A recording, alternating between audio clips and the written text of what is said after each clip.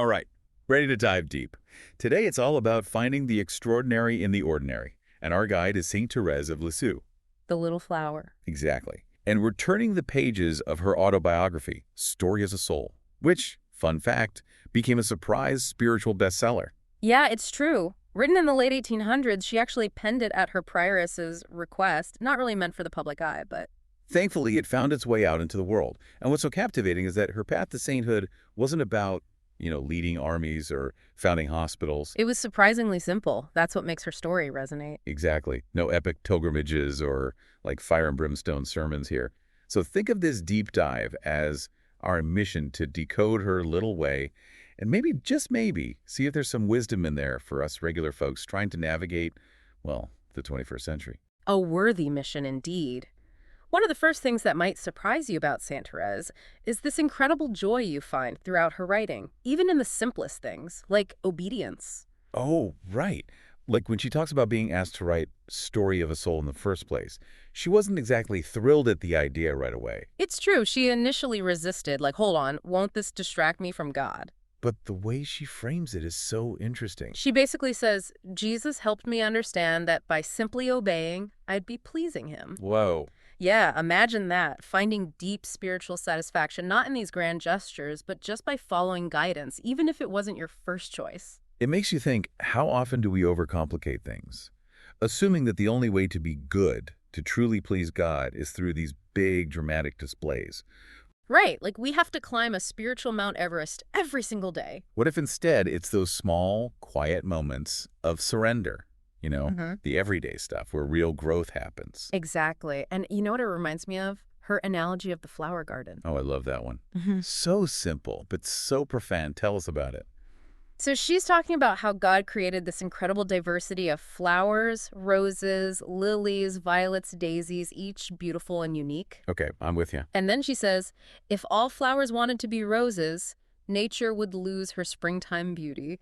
It's like she's giving us permission to embrace our own kind of beautiful, right? You don't have to be a rose to be worthy of God's love. You can be a dandelion, a sunflower, a cactus even. Yes. What matters is that you bloom where you're planted. And just like that garden thrives because of its diversity, she believed the church, even humanity as a whole, is made richer by the unique ways each of us reflects God's love. It's a message of acceptance, of celebrating our differences. It really is. And honestly, that's something I think we could all use a little more of, especially these days.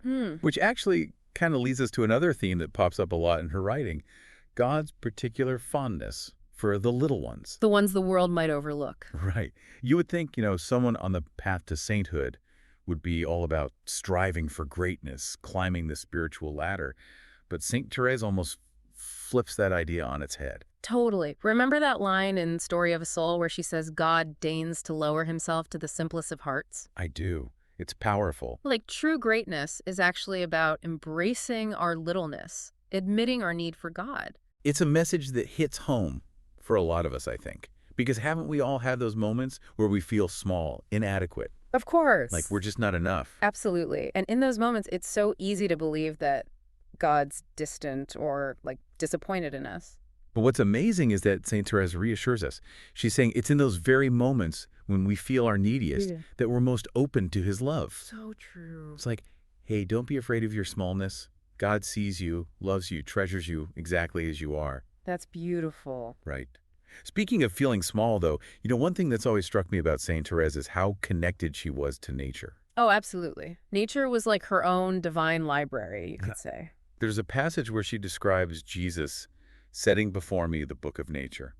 It's almost like creation itself became her teacher. It's beautiful. This is where I need your expertise, though, because I'll be honest, sometimes when I try to connect with nature, my mind is more on, my to-do list than any profound spiritual wisdom. I get it, believe me. But for Saint Thérèse, nature wasn't just about, pretty sunsets. Sure. She saw it as this reflection of God's handiwork, a source of endless wonder and revelation. Think of it like this. Imagine yourself walking through a garden. What do you see? Well, right now, I'm picturing one of those, perfectly manicured gardens with rows and rows of identical flowers, like a well-organized spreadsheet, but with tulips. Okay, I see where you're going with this. But what if instead of a spreadsheet, it's more like that wildflower garden St. Therese talked about? Each flower unique, with its own little personality, thriving in its own way. Okay, I like that better. It's less about trying to impose order on everything and more about, like, appreciating the beauty in the unexpected. Exactly. And that's how St. Therese approached nature. She saw those fingerprints of God everywhere in every leaf, every raindrop, every sunrise. Wow. And it was a constant source of inspiration, a reminder of his boundless love and creativity. It's like she's inviting us to see the world around us with fresh eyes, to find those glimpses of the divine in the most unexpected places. So instead of just, rushing through my day, maybe I need to slow down a little, actually pay attention, like really look at a flower, instead of just thinking, ooh, that's pretty, as I hurry by. Precisely. It's about cultivating that sense of awe and wonder, Hmm. appreciating the beauty of creation. You might be surprised what spiritual insights you stumble upon. I love that. It's like she's saying, put down your phone, step outside, and let the universe preach you a sermon. You got it. And that actually brings us to another fascinating part of her little way, this idea of trusting in God's providence, even when life feels anything but orchestrated. Right, like God's got this, even when our own lives feel like a dropped plate of spaghetti. Exactly. You see, St. Therese had this unwavering belief that even when life gets messy, even when we can't see the bigger picture, there's a divine plan unfolding. Okay, but that's easy to say. Mm. How do we actually live that out? Like, bills are piling up, the kids are sick, the world feels like it's spinning a little too fast. How do you tap into that kind of trust when everything feels chaotic? That's the million-dollar question, isn't it? And St. Therese, in her wisdom, she offers us this beautiful analogy to try and illustrate this very point. She compares God's care for us to the natural rhythm of the seasons, ensuring that even the humblest daisy blooms on time. Okay, I see. So she's saying we're all part of something bigger, something divinely orchestrated, even when we can't see it. Exactly. Think about it. Have you ever planted a garden? You bury a tiny seed in the darkness of the earth, and then you wait. And worry, and constantly check to see if it's sprouted yet. Right, we all do. But imagine if that little seed could worry. It's surrounded by darkness, it can't see where it's going, and it has no control over the rain, the sun, the nutrients it needs to grow. It's a rough life for a seed. But still, it trusts the process, It surrenders to those unseen forces nurturing it towards its purpose to bloom. I think I see where you're going with this. St. Therese is saying we need to be more like that seed. Precisely. We need to trust in that divine gardener, to surrender to his timing, even when we can't see the fruit of our efforts, even when we feel lost in the darkness. Okay, that's a powerful image. But trusting in God's plan doesn't mean we just sit back and do nothing, right? We still have free will, choices to make. You're absolutely right. It's not about passive resignation. It's about active surrender. It's about saying, God, I trust your plan for my life, even when it doesn't make sense to me, even when it's difficult. And because I trust you, I'm going to show up, I'm going to do my part, and I'm going to let you work through me. So it's like a collaboration, not a dictatorship. We're not puppets on a string, but co-creators, each playing our part in this grand symphony of life. Beautifully put. And that brings us to another essential aspect of St. Therese's little way, this idea of recognizing and celebrating God's gifts in our lives without falling into false humility. There's this fascinating passage where she challenges us on this very thing. You mean the one where she talks about the flower not hiding its beauty? Exactly. Imagine a flower trying to convince everyone it's not beautiful, that its scent is actually offensive, that the sun's making its petals dull. It's ridiculous. It's absurd, and yet we humans do this all the time. It's so true. We downplay our accomplishments, minimize our talents, all in the name of being humble. We're all guilty of it. Oh yeah, big time. But St. Therese reminds us that true humility isn't about denying those gifts. It's about acknowledging their source. It's about saying, God, thank you for this talent, this ability, this opportunity. I'm going to use it for your glory. It's like she's giving us permission to own our awesomeness. Yeah. But not in a prideful way, in a way that acknowledges the giver of those gifts. Exactly. And when we can do that, when we can stand tall like that little flower, honestly acknowledging the beauty and fragrance God has given us, it's freeing. We can use those gifts for his glory. And, this all ties back to that theme of God's love for the little ones. How so? I'm not quite making the connection. Well, if God truly loves us in our littleness, then he loves us even when we're messy, when we doubt, when we stumble. He loves us when we feel like a wilting flower and when we're bursting with blooms. Huh. And that love, that unconditional acceptance, is what empowers us to be truly ourselves, to offer our unique gifts to the world without fear or reservation. Wow. That is powerful. And I think it's probably a good place to pause for now. We've covered a lot of ground. Yeah. But there's so much more to Saint Therese and her little way Yeah. that meets the eye. Okay, so before the break, we were talking about owning our awesomeness, those gifts God has given us, and not being afraid to let them shine. It got me thinking about something else. Saint Therese seemed to wrestle with this idea of like why some people seem to have these effortless spiritual journeys while others are, well, a bit more character building, you could say. Yeah, she was really fascinated by that, this difference in how grace seems to work. She even questioned why some of the saints in her reading seemed to lead almost charmed lives. Like, come on, allowing no obstacle in their way, she said. Meanwhile, the rest of us are over here feeling like we're running an obstacle course, blindfolded. It's- It's like, hey, Saint so-and-so, I'm over here struggling with a chipped nail while you're levitating. What gives? Of course, Saint Therese, being Saint Therese, she doesn't offer those easy answers or try to fuel our comparison envy. Never. She reminds us we can never really know the inner struggles or even the hidden victories of another soul. What might look like a charmed life from the outside could have involved immense interior battles. It's true. We simply can't compare our journey to someone else's highlight reel. It's like social media for saints. That's a good way to put it. We see the perfect spiritual posts, but not the countless drafts, the moments of doubt, the sheer work it took to get there. Exactly. And comparing ourselves like that, it only leads to discouragement. Instead of focusing on someone else's highlight reel, she wants us to focus on our own unique path, to trust that God's at work in us, even, or maybe especially when we can't see the immediate results. It's about surrendering to the process, Yeah. trusting that gardener, even when we feel a bit lost in the dark. Which, now that I think about it, circles back to her point about God's love for the little ones. And there you go. It's that trust in God's love, that deep trust that lets us be vulnerable. Yeah. To say, hey, I'm struggling, I don't have it all figured out. But to also say, but I trust that you're with me in this. And that's hard because our culture tells us the exact opposite, right? We're supposed to have it all together, be killing it at life, posting all our spiritual victories for everyone to see. It's true. But Saint Therese, she's challenging us to find our worth, not in that external validation, but in the unshakable truth that we're loved by God. And not just like a generic Hallmark card kind of love, Right. but a love that really knows us, flaws and all, and still chooses us.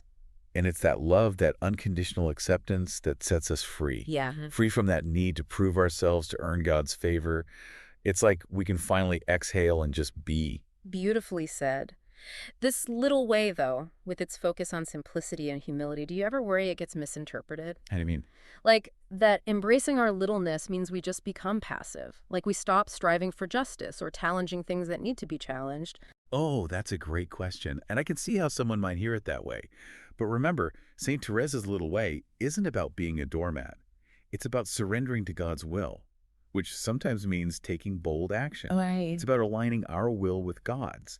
And if we truly believe in a God who loves justice, who's on the side of the oppressed, then surrendering to his will might actually mean speaking truth to power. Yeah, You know, absolutely. fighting for the marginalized, being a voice for the voiceless. Exactly. It's not an either or, it's a both and. We can embrace our littleness, find joy in the ordinary, and still be a force for good in the world. In fact, it's in that seeming paradox, that tension, that we often find the most profound truths. Which, speaking of paradox, there's that part in our sources where St. Therese is grappling with the idea of salvation for those who've never even heard of God. Oh, yeah. That's a tough one. That's a big question. I'll admit, it's something I've struggled with too. Because it doesn't seem fair, does it? That someone could live a good life, but because they never heard the right message, they're somehow excluded. Right. It just doesn't square with God's love, in my mind. It's a question that's challenged theologians for centuries, to be honest. Yeah. And St. Therese, in her humility, she doesn't pretend to have a definitive answer. No. She simply poses the question. You can feel her genuine concern for those who live and die without knowing the Christian God. She writes, I wonder why poor savages died in great numbers without even having heard the name of God pronounced. It's a simple question on the surface, but it gets at something so profound. It does. Like, what about God's mercy, his justice? Is his love really limited by our human understanding of religion? It makes you think. And while she doesn't offer a neat theological answer, her very question, I think, is an act of faith in itself. I see what you mean. It speaks to her belief in a God whose love is bigger than any box we try to put him in. It's like she's saying, look, I don't have this all figured out, but I trust that God's love is wider, deeper, more encompassing than I can possibly grasp. Yes. It's that radical trust, that willingness to embrace the mystery of a God who constantly surprises us, that's at the core of the little way. It's about letting go of the need for certainty, for those neat and tidy answers, and just resting in the knowledge that even when we don't understand, God does. And that is incredibly freeing, isn't it? It is. To admit we don't have it all figured out, that we're still learning, still growing, still discovering new depths to God's love every day. It lets us approach our faith and life itself with a sense of humility and wonder. Which I think brings us back to St. Therese's own life, It does. how she embodied this beautiful mix of childlike faith and this really deep spiritual understanding. It's inspiring. One of the things that always strikes me about her is how she never shies away from those big questions, those existential questions. Right. She wrestles with them so honestly in her writing, and in doing so, she gives us permission to do the same. It's like she's saying, hey, it's okay to have these questions. It's okay to not have all the answers. Just keep seeking, keep knocking, keep asking, and trust that the one who holds the universe also holds your heart with infinite care. Beautifully said. And it's that spirit of humble inquiry, of seeking truth with our minds and our hearts that I think we can all take away from St. Therese. Definitely. But let's maybe shift gears a bit here and talk about how this all plays out in the actual nitty-gritty of daily life. Okay, yeah. Because it's one thing to talk about trusting God when we're having this kind of deep philosophical discussion, but it's a whole other thing to live it out when we're facing those real-life challenges. For sure. Right. Absolutely. So how do we bridge that gap? How do we take these beautiful, somewhat abstract ideas and ground them in our own lives? I think that's where we really need to dive into St. Therese's experiences. Yeah. See how she handled the, well, messy reality of being human. Okay, I'm game. But before we do, let's take a quick break. We'll be right back with more on St. Therese, The Little Way, and how to find those amazing moments of grace in the midst of the ordinary. Stay with us. All right, so before the break, we were about to get practical, talking about actually living out St. Therese's little way in our day-to-day lives. Right, because it's one thing to talk about trusting God when we're feeling inspired, but what about when the washing machine breaks down? Or we're stuck in traffic? Or, just life happens. Exactly, and it's in those messy, everyday moments that her wisdom really shines through. One of the things that always strikes me about her is how she approached those situations. How so? With incredible honesty. She didn't pretend have it all figured out. She was very open about the fact that she had the same struggles and doubts as everyone else. Like that part where she's wrestling with why God seems to have favorites. Oh, yeah, where some souls seem to just get more graces than others. Right? I remember that, and she even admits it troubled her for a long time. It's like she's giving us permission to say, hey, this is hard. Some days my faith feels really strong, and other days I'm barely holding on. Exactly. It's that honesty, that vulnerability that makes her so relatable. She's not afraid to say, hey, I don't have all the answers. Which is so freeing because, let's be honest, sometimes that pressure to have it all together, to be the perfect Christian, Yeah. it can be paralyzing. Oh, Like, absolutely. we're afraid to admit when we're struggling, when our faith isn't all, sunshine and roses. Yeah. But St. Therese is like, it's okay to not be okay. Yes. It's in those moments, the moments of brokenness, of surrender, that we often experience God's grace most powerfully. It reminds me of that Leonard Cohen lyric, there's a crack in everything, that's how the light gets in. I love that.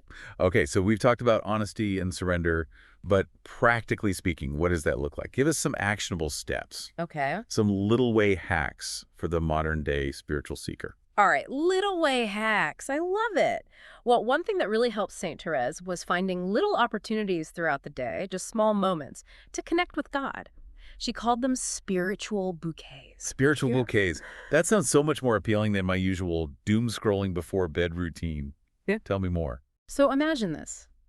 Instead of scrolling through social media, you take 5 minutes and you offer a silent prayer for someone you know is struggling. Okay. Or maybe instead of rushing through your morning commute, you actually take a moment to just appreciate the beauty of the sunrise and thank God for a new day.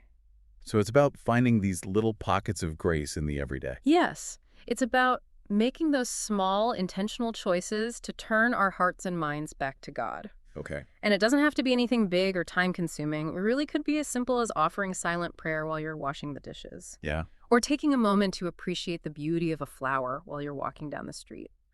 It's about cultivating that spirit of gratitude, of mindfulness, recognizing God's presence in the ordinary details of our lives. It's like she's saying, stop and smell the roses, and then offer them up to God as a prayer. Yes, exactly. And another one of her little way hacks, if you will, was embracing those little hidden sacrifices that are just part of life. What do you mean, like giving up chocolate for Lent? Sure, that's one way to do it. But Saint Therese took it even further. She talked about offering up those small annoyances, those daily frustrations, as a way of uniting ourselves with Christ's sacrifice. Okay, so like what? Give me an example. Well, say you're stuck in traffic, you're late for something. Instead of letting the frustration get to you, what if you offered up that inconvenience as a prayer? Okay. You could pray for someone who's going through a really hard time, Mhm. or maybe a coworker is being difficult. Instead of reacting with anger, you offer up your patience, make it a prayer for their well-being. So it's about taking those little annoyances and like flipping the script, turning them into these tiny acts of love. Exactly. It's about finding those opportunities for growth in those mundane, everyday moments. And it's amazing when we approach life like this, even those seemingly insignificant things can become infused with so much meaning. It's like we're taking the ordinary and through that lens of faith, transforming it into something extraordinary. Beautifully said. I think that is what the little way is all about. It's about recognizing that holiness isn't this grand thing that's far off and unattainable. It's here in the messy, beautiful reality of our everyday lives. It's about really embracing our smallness, trusting in that limitless love of God, and offering up even the tiniest acts of love and kindness and surrender as a prayer. It's about blooming wherever God has planted us, letting his light shine through in our own unique way. And what's so beautiful about St. Therese's message is that it's not just for, nuns or priests or saints in the making. It's for all of us. That is. It doesn't matter what your background is, your beliefs, or where you're at on your spiritual journey. And that's hopeful, isn't it? That even in our messy, often chaotic lives, there's a path to holiness that's both attainable and life-giving. Absolutely. I think if St. Therese were here today, she'd tell us to stop striving, stop comparing ourselves to others, and just be present to this amazing gift of life. Trust that God is at work even in our most ordinary moments. What a beautiful thought to end on. Thank you so much for joining us on this deep dive into the life and spirituality of Saint Thérèse of Lisieux. It's been a pleasure. And to our listeners, we hope you found her little way as inspiring and surprisingly practical as we have. Until next time, may your own little way be filled with joy and wonder and the incredible love of God.